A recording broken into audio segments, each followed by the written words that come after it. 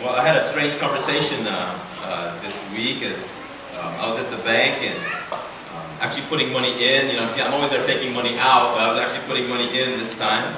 And I was talking to a teller there, a young lady, about 25, trying to get to know and kind of build a relationship with. And so she was asking about church and where the church is and that kind of thing. And you know, she asked kind of the usual questions. And then I could tell there was a look on her face, right? I could tell she was kind of thinking about how to phrase something exactly. And she's like, do you yell a lot at your church? You know, and I'm like, okay, I want her to come to my church, so I'm not sure. Does she like yelling? You know, like, I can yell at you if you want, if that helps you get to my church, or, you know, and I just kind of had all these images, you know, about the yelling preacher. You know, we know exactly what she's talking about, right? And, you know, you've seen it, they yell, and again, we're going to give, they can make fun of me, okay, as well. So we're going to assume they are faithful Christians and that they're communicating. So those who like yelling, you know, there's a church for them, right? But then what's funny to me is whenever they say, "Ugh," at the end of every word. You know, have you seen those guys on TV, right? You know? So it's like, it's not just Jesus, it's Jesus, you know, right? We kind of got a little thing going on right there. And what I want to know is do they talk like that all the time?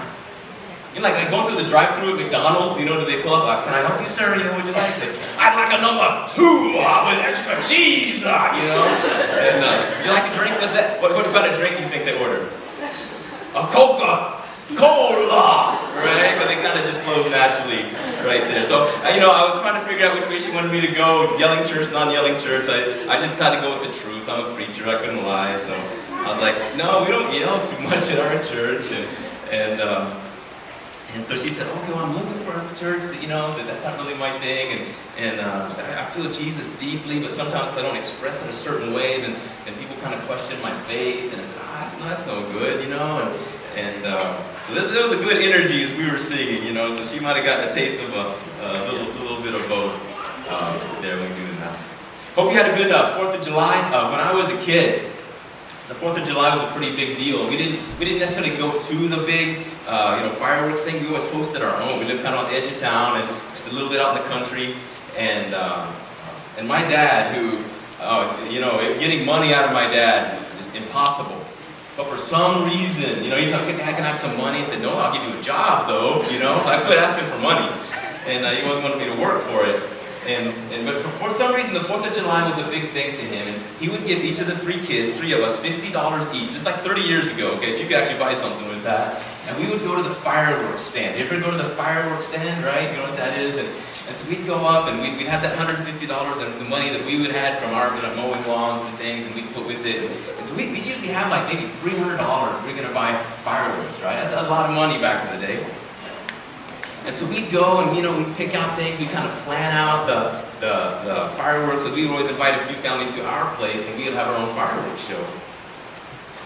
And we always hated, you know, because either that money that was my dad gave us or that we worked for it, and so we would go and buy things, but there would always be duds, is what we call them, right? You know what those are? And so whether it was a rocket or it was a fountain or something, and so, you know, you'd light it, and you'd run back, and the fuse was burning down, and, you know, it'd disappear right inside the cone, and then it'd like, nothing, you know, instead of the rocket shooting up into the air, blowing up, it'd like, you know, lay down is all they would do, and we call those duds. Because it's, you know, you felt taken advantage of, right? Oh, I spent all my money on that, and I kind of put my hope in that, you know, and I was excited about that, and it's kind of like it lied to me. It's kind of how I felt, you know, because it says right on the box, it shows a picture of what it's going to do. It's going to go up and explode, you know, and that kind of, it's like it lied to me. And some people really like fireworks. You probably saw some on Thursday. Some people like them so much they think, you know, it's going to be fireworks in heaven. Some people told me. So I don't know about that. We don't have much to go on, honestly, whenever we talk about what would heaven be like. I get that question a lot as a minister, and we're just not given a whole lot, but we are given a little peek, and I want to look at a little section of the Bible that gives us a peek into that this morning. Revelation chapter 21. Revelation 21, if you want to turn there. There's the blue Bibles there. Revelation is the very last book, the very last writing there in that book. If you want to follow along, it'll be on the screen here as well. Revelation chapter 21. As you're turning there, you know, Jesus often uses physical descriptions to help us understand spiritual things. He was always using farming and trees and bushes. We did some of that in our Bible study at 9 o'clock.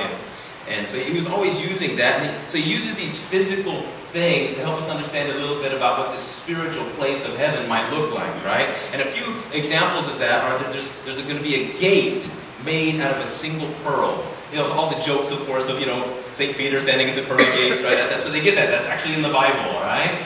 But it doesn't say made from lots of little pearls. It's saying it was cut from a single pearl. Now, I don't think that's literal, okay? But what we get, we understand that language. We think, wow, that must be an awesome gate, right? What must be on the other side if the gate is like that? There's also a street of gold. It says it's such pure gold that it looks clear. Okay?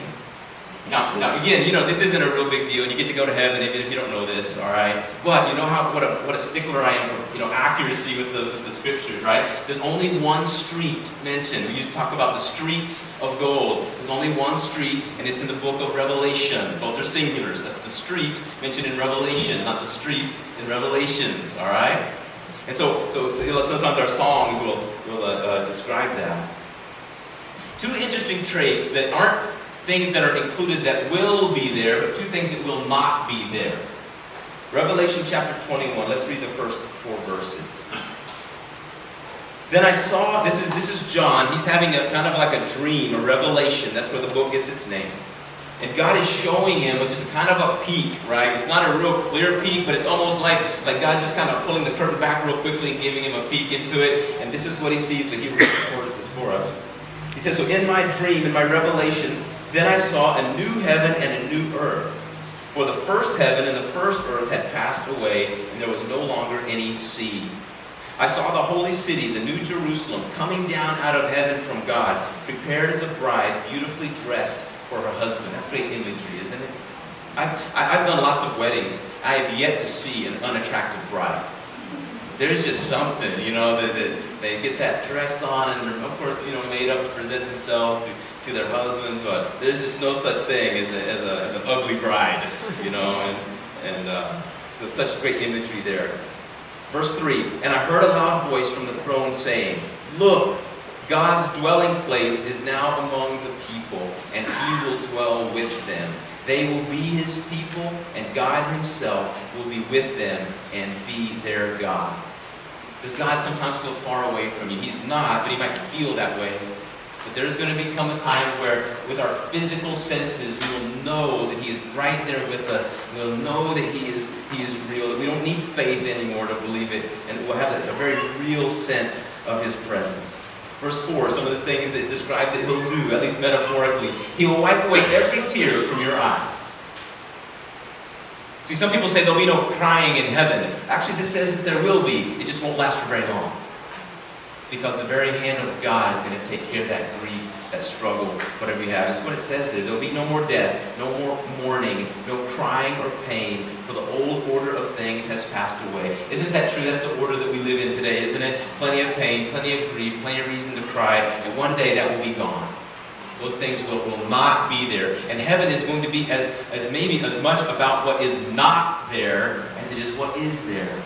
Now, obviously, as you put God right in the middle of that, that's really what's going to make it heaven. But as you back up, the very first thing says, in verse 21, for the first heaven and first earth passed away, and there was no longer any sea. If you're like me, you're going, but wait a minute, I like the sea. Later in the chapter it says, and there'll be no more night. And we think, well, wait a minute, I like the night sky. Probably Thursday, you were probably near the sea watching things happen in the sky, night sky, right? So what's that mean? Well, you have to understand, when you're going to understand Scripture, especially Revelation, it's kind of a whole separate category by itself, all right? It's the most ultimate fantasy movie ever scripted. There are beasts and seven-headed dragons and riders on white horses with swords sticking out of their mouths, okay? I mean, it's very much it's a picture of Gandalf riding through the forest, in the movies and things like that. So much imagery that's used for John to tell the story that he's telling, basically saying that, hey, you know what, those who are in Christ, you win. God wins. He's going to show his sovereignty and his power over all other, quote, gods. In ancient times, physical things were spiritually symbolic. All right? In ancient times, physical things were spiritually symbolic. So they were often either worshipped or feared. Even in ancient Hawaiian history, we have very much a local understanding of that, right? We have Kane, and we have Pele, and we know that they were symbolized by certain volcanoes, and certain mountains, or certain animals, and so we understand that. And in ancient times, it was similar. Think back to Exodus from Egypt. We're not going to read through all of this, but if you're going to read more, starting in Exodus chapter 3, let me just tell you the real quick story. God's people are slaves in the land of Egypt. They've been there for about 400 years. God is not going to let his people remain slaves. That's still true today. Part of what he's doing is about setting you free. You have something you want to be set free from. Anxiety or worry or stress. He wants to set you free from whatever it is that binds you and you wish that would go away. And so there he did it physically. He calls up this guy named Moses and he says, you know what, you go to Pharaoh. Pharaoh's he's the king, basically, the ruler of Egypt. He says, you tell him I want my people free. So Moses goes and says, hey, God says to let his people go free. Pharaoh says, no can, bro. Right? Okay, that's probably not what he said. In the Message is probably what he said. You ever read the Message Bible? That thing's loose translation, right? Now, probably is what it says in the Pigeon Bible. The Jesus book. You know the Pigeon Bible. Probably really is what he said there. He says, no, Moses, no can. It's not what we're doing. Get lost. And so what happens is God sends 10 plagues or 10 disasters on the land of Egypt. Now, these aren't just random plagues. Each one of these is a specific defeating of an Egyptian god. See, again, they were very superstitious, and so they had all these different gods, and they had different things that represented these gods. And they had the god of the Nile River. And so what God does is turn the Nile River to blood, saying, I'm stronger than your god of the Nile River. They had a god over agriculture and protection over agriculture and blessing their agriculture, right? So whenever they had hailstorms or something, they thought, oh, the god of agriculture is mad at us, and that's what's going on. And so what God does is destroy their crops. He says, I'm more powerful than your God that protects you from agricultural disaster. Maybe you might even have heard of this one. They worshipped Ra, and it was the god of the sun.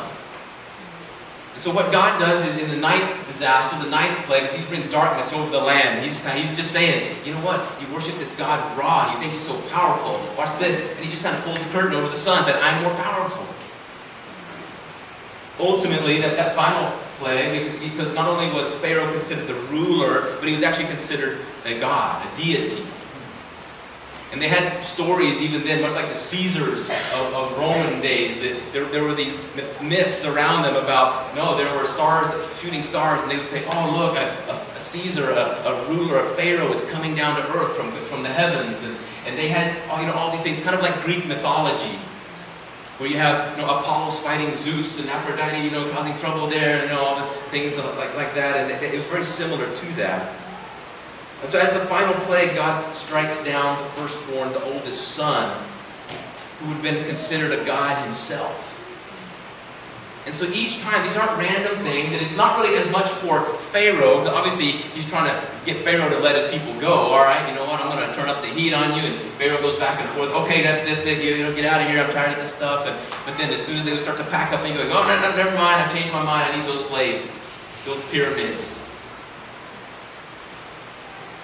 But God was not just showing Pharaoh His power, He was also showing His people His power.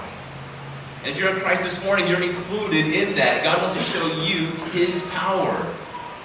Because He knew that getting them freed from Egypt wasn't going to be the hard part.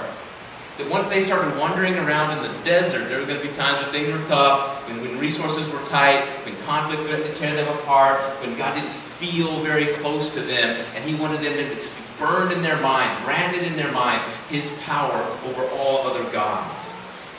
See, because even for God's people, they've been there over 400 years. Think about what that means. There was a single person alive of God's people who had not been raised their entire life under Egyptian slavery. And there are probably these rumors about this God of Abraham and this God Yahweh, the Jewish God, the Hebrew God, but all they really knew was the power of the Egyptian gods. Yeah, they worship Ra, and there's the sun. I see proof of his power. The Nile River, that's right, it floods every year, and without the blessing of the God of the Nile River, we don't have crops, and there'll be a drought here. And so they just always saw, and that can't help but begin to affect you. And you begin to thinking, you know what? At church, they tell me those things don't have any power, but man, I don't know. I see some proof of power there. And today, it's not so much, trying to free you from wooden or golden or silver statues, right? It'd be easier if we still did that. I could say, hey, bring all those wooden idols. We're going to burn them in a bonfire. And, okay, good. No more gods. We don't worship any gods but the one true God. But I think it's actually harder, because don't we have things that we worship? Now, we may not sing songs to it. That'd be kind of weird, right? We don't bow down to it, but we fear it. We give it our attention. Our life orbits and revolves around that thing. What are the false gods? They're so incredibly weak and inadequate, but at the same time wants to be honest, right? I know it's church. We've got to pretend to be perfect this Sunday morning. But at the same time, don't we have those things? Don't we things that we find that our security in? It's not what Charles was saying earlier, that we can find our security. If you find your security in that thing, that's a big indicator that is a false god you worship. Is it a relationship where you find your identity and your meaning? Is it in the almighty dollar bill? That's security. As long as I have enough of that, I'm secure and I'm powerful. Is it in social standing? It can even be in good things. Can your church become a false idol, a false god? I think it can. So it's not just bad things, but it's also those good things that take the place of God. To depend on anything in life other than God is idolatry. It's not too long after God frees them from Egypt and he brings Moses up to a mountain. He gives them his top 10 list. Okay? The 10 Commandments. And he has some pretty important stuff in there. Down in there is don't steal, don't murder. Some things that we as human beings appreciate. And it's a lot of where even our civil law comes from. It kind of is rooted back in that idea that, life just kind of goes better if we won't kill each other and steal from each other, right? But what God decided to say first, even before those other important things, is, I want you to have no other gods before me. Now, if we're not careful, that makes God sound egotistical, right? It would be like if I commanded my children, children, I want you to come in and worship me, and you are to draw pictures for me, and bring them to me, and honor me at dinner time, and like, wow, what an egotistical, insecure father, right? That's not God, because when you think about it, He doesn't need that from us. He's trying to bless us in that. Whenever when a daughter obeys her father, if he's a good father, then it honors the father, but it also blesses, provides for, protects the daughter. That's what God's trying to do with us. And He knew this was His number 1 of the 10, right? It's almost like He knew or something. That if we could get that part right, that if we didn't chase other gods, if we didn't go find our security in money and relationship and even earthly religions, all right? If we didn't find our power and our security and our hope and our, all those things that we need inside of us, if we didn't look for love in those places. Because He knew that the inadequate gods, the false gods, they lied. It's kind of like that firework, that dud firework that I would buy. That says right on the box what it's going to do. It's what do those things say? You know what? This is where security is. This is what makes you feel good. Is it pleasure? Is that one of your gods? And when you spend our whole life going around those things, what happens is what you seek, you will end up serving. The God that you seek will be the God that you serve.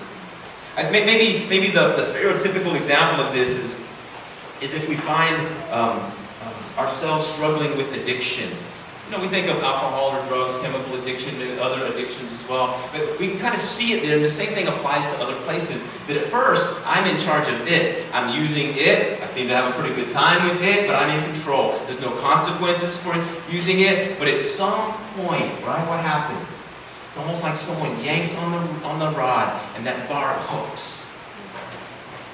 And it's like, oh, you know what? I'm starting to pay too much of a price for this. It's starting to cost me financially. It's starting to cost me relationally. It's starting to cost me my friendships. It's starting to cost me my job. It's costing me my freedom.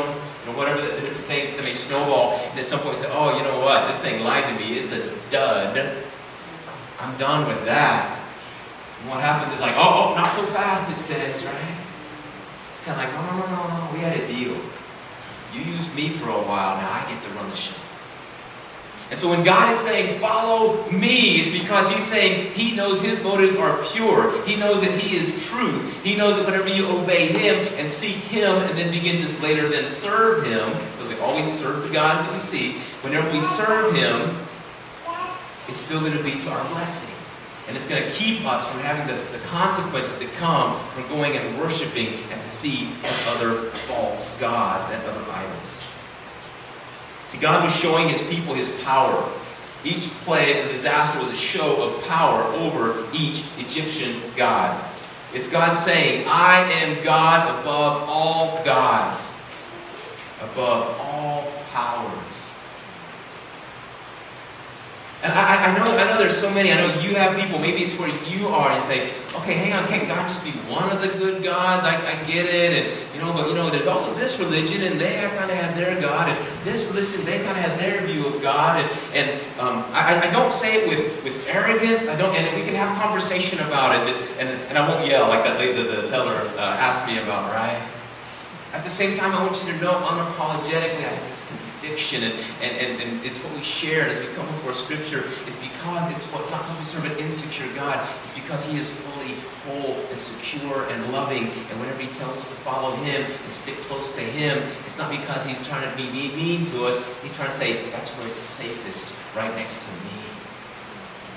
And I love you, and I want you to be close to me, and I know the best thing a loving and perfect God can do is command you to be with Him. God was saying, I am above all other powers. That's the message of the 10th plague. That's the message of Revelation 21 when John writes, and there will be no more sea. See, Jesus is a part of this as well. Last week we talked about when Jesus was in the boat, right? And the big storm comes up. We have storms in life, and they wake Jesus up, and He stands up, and He commands the sea to be calm. We've got to stay in the boat with Jesus, right? Do you remember what the apostles said? They were astonished, and at the end of it, they were like, oh, who is this guy? Even the winds and the waves obey Him. That wasn't just sort of like, wow, that's pretty cool. It's because the sea represented something to them. And in Revelation, when part of the assurance that God is giving John through this vision, it's saying, and the sea will be no more. Well, what's the sea stand for? See, the sea symbolized evil and danger. We have fun, right? We have fun at that thin line where the water meets the land, and we go to the beach to play, and we like that. But true sailors, when they're out in the open ocean, when you see the big, they see the masts and ships come in, right, the harbor, it's like, wow, they've been out in the middle of the Pacific Ocean. And they know that there's danger out there. It's not controllable, and there's something big. And I was reading a book, and the name of the story of the book is called Wave, and it was talking about these crazy people that go around the world looking for the biggest waves to surf.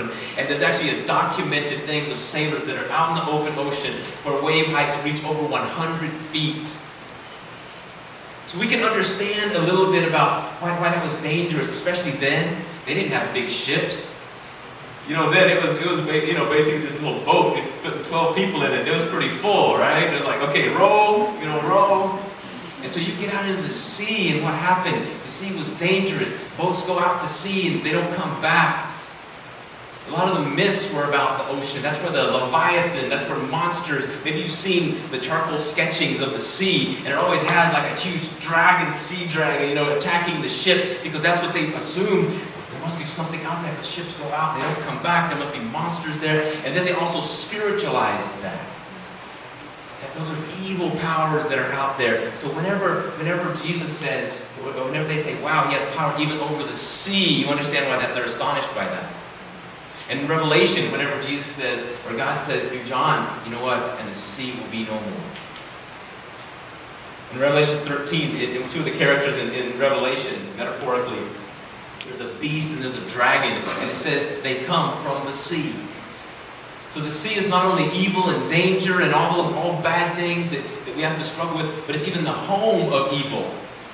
And it's God saying that in the end, even now he's in the process, but in the end, he will not only overcome and destroy any other evil power, he will destroy its very home. And it will be no more. You don't have to be afraid of what's out there anymore.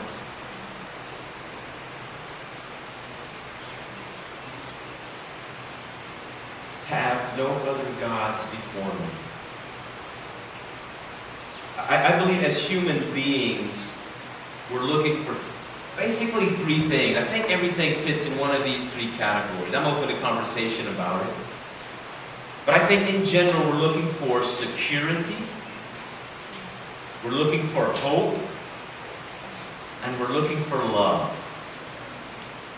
I think those are the three human hungers that we're always searching out and we're trying to fill, right? If you think about the different things that you seek out, why you do what you do, or whether it's been mistakes in the past, or good things you've done, it's probably to seek out security. That, all right, I'm safe. Even though when things get tough, I've got someone taking care of me, and there's a power that I have. I'm secure. That's why we get tempted to follow things like money or social status and power. Because, okay, at least I have security in those things. At least that's what we think. I think we're also looking for hope. Because there are times when it is dark, right? When the storms are there, the winds and the waves beat the boat, and you're hanging on, and you ask the same question maybe that the apostle did last week, like, gee, does God not even care about me? We're looking for hope, something that says, you know what, things look bad right now, but I know that things are going to get better. I know it looks dark right now, but you know what? I've been in midnight before, and every time, I give it a few hours, the sun comes over that hill right there. And we're looking for that thing in life as well. We're looking for hope. Maybe even more core than security and hope is love. We're looking to be accepted for who we are, valued for who we are. Psychologist Larry Crabb, he says that we're looking for two things, security and significance. That we're looking for safety and value. That we're looking for to be significant to other people. Something that says, I count, what I do matters, and I have some value. And I think we try to do that in so many ways, right? If I can just get famous, then I'll matter. If I can just get rich, then I'll be secure. And there's nothing inherently evil about those things, but you gotta watch out for the little bar at the end of the road. Is it relationships? If I can just get that guy, if I can just get that girl, then I'll feel love, this love I never had growing up with imperfect parents, and so if I could just get that love, and then when the love doesn't come, we say, okay, you know what? And so then we start getting willing to start trying to buy that, right? Okay, you need some integrity. I'll give some of my integrity away so that you'll love me. Okay, something that's always hard and we struggle. Say, you know what? You need some body parts. I'll give you some body parts so you'll love me. And we start selling ourselves off, and that's why God says, don't go chasing after those gods, because you're going to wind up broke and bankrupt. And I love you too much for that. He says, come to me. And you may be going, well, David, if following those other gods has a price, what's the price of following this God?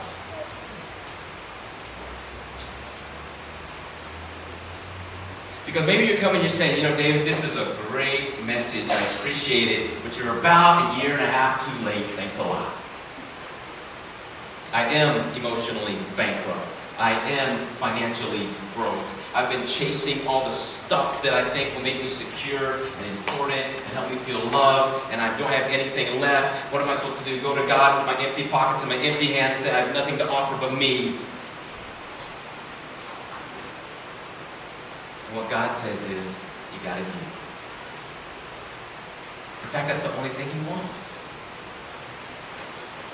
And it's not because you're that great, okay? Any of us, except for those of us who are in the grandest denial, already are aware of that fact. And it's not that a relationship with God, that coming to Him and making Him your God, you being His people, and Him being your God, as we get out of the revelation there, that's how it will be in the end, but it can also be today. You don't have to wait for that end day. That whenever you come, it's not because it's free, it's not because it's cheap. It's just the price has already been paid. Jesus says, how about I pay the price so that you can be together? And that's what He does for us.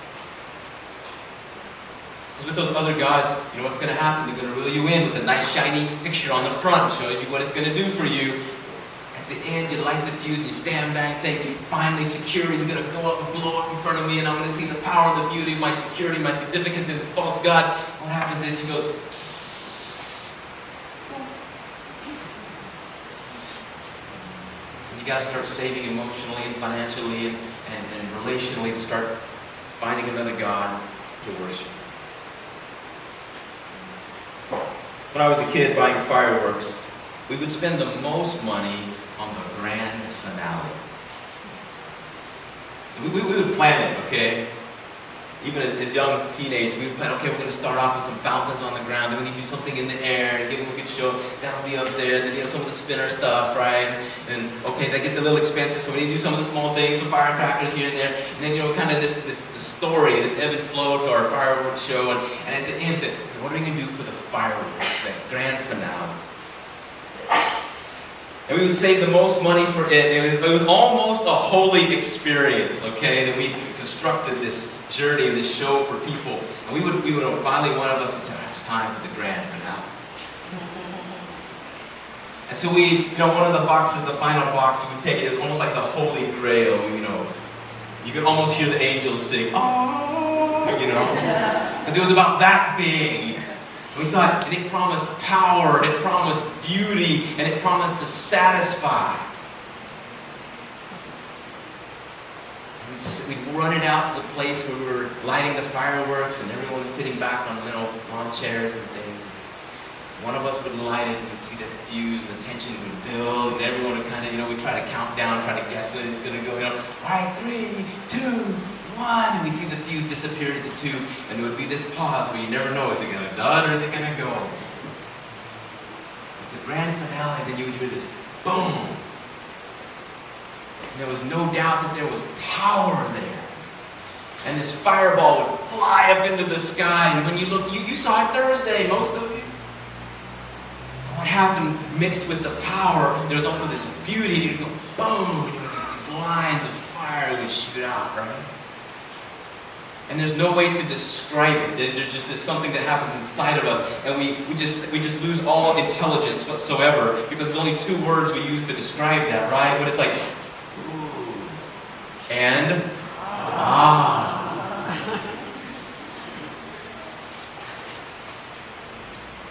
God is the grand finale of all gods.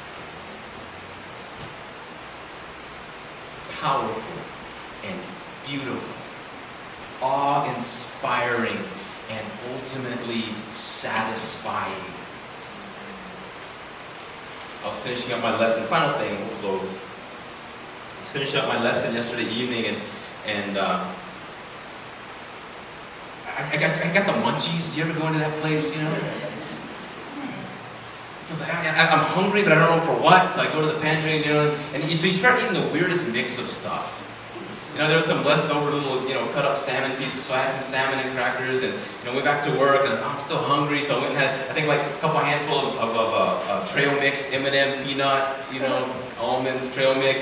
thought, oh, that wasn't right either, so okay, so I'll go ahead and have, there was like a nutrition bar, so I had one of those, and then thought, oh, you know what, there's some leftover rice in there, I gotta heat that up, maybe that's what it is, and so by the end, I was just kind of like, ugh. And then Amy, she knew I was still working, she was like, oh, I'll make some dinner, and a real simple thing, so she made some eggs and like a breakfast thing. We eat breakfast for dinner a lot, and I was like, oh, I'm so full, I don't know if I'm going to eat anything. Oh, you want me to make it for you? Yeah, make it, maybe that'll do it. Because I was so uncomfortable, I was so full, but I still wasn't satisfied. Because I put so much of the wrong stuff in, it's almost like when the right stuff came along, it's like, I don't know if I have room for that. And isn't that where we live, spiritually? We just keep filling it, we stuff ourselves and stuff our hearts and stuff our spirits with all the wrong things, and we're full, we're not satisfied. There's no peace, there's no joy, there's no contentment. And there's just no, you got all this stuff in the past and you still wonder, wow, how in the world did I do that stuff? And I wish I could somehow shake the guilt of some of that junk. I wasn't a very good human being, And there's still stuff now. I'm so insecure. How come I'm so afraid? And how come I said that to my girlfriend? And I don't know why I said that. I'm so insecure. How come I want to be a nice guy? How come we just have all those things arrested. We just keep stuffing ourselves, but nothing satisfies. So whether it's fireworks, whether it's food, whatever metaphor you want to use, I want you to see God as the grand finale of life. Aren't you tired of spending your life on duds? I wish I could save you the work and just, maybe you're smarter than me. You don't have to do it by process of elimination. But it's almost as if we don't turn to the God until we've tried a lot of the other gods. But at some point, maybe you're there this morning. If you're not there, we just file what I'm saying away. Because this is going to happen. God, this is the process it goes through. Just file away what I'm saying. It doesn't make sense, but at some point you're going to get sick and tired of spending yourself on duds. And you're going to go, what did that yelling preacher say something about? Because the other gods, inadequate gods, unsatisfying gods, false gods, they might excite you short term, but they will never satisfy. So when God commands you to come to Him and make Him your God, it's because He knows ultimately He will satisfy you and fill you and free you from that relentless hunger and that constant seeking for satisfaction. If you don't know how to grab onto that, we're going to have a potluck here in a little bit. Come find me and say, hey, you know what? Tell me more about that. Can I get your phone number? Can we text about it this week? And you know what? There's some things, I got some questions. It sounds good, but I need some more details. And at some point, I believe you'll say, I'm ready. And I'll turn around and I'll get in my box, because it's not me. But I'll pull out of my box the grand finale. And I will lend you the lighter and I'll say, go light your grand finale. And I pray that you experience the power and the beauty that is God. Something that will make your heart sing.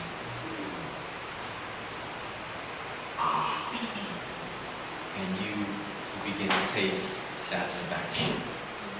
God is so good, isn't He? Those of you who know, I see it on your faces. You're like going, I know. I've got one of those. I lit it. And we want to share that with anyone who's willing to make God their God through Jesus Christ. Let's stand and sing this song of reflection of what we talked about.